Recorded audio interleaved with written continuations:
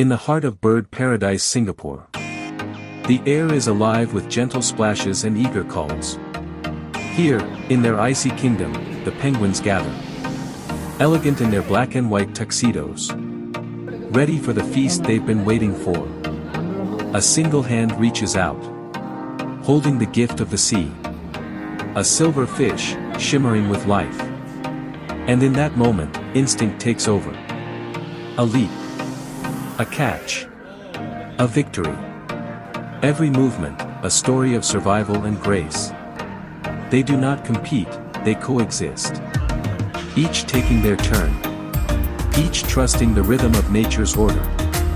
And as the water ripples with joy, we're reminded of something simple, yet profound. That life is about balance. Knowing when to wait, when to move. And when to dive in with all your heart. In their eyes, we see determination. In their steps, we see purpose. And in their dance with the water, we see the quiet beauty of living fully in the moment. So here's to the penguins.